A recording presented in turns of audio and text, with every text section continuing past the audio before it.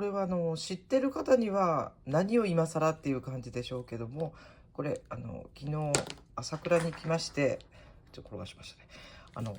もうちょっと割ってくださってる状態で封筒に入って売ってました。でこの封筒に入れて電子レンジでプンと3分するともう食べられますよという状態で売ってくださってました。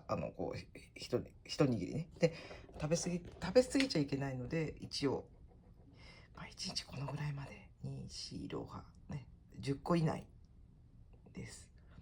旬の味覚です。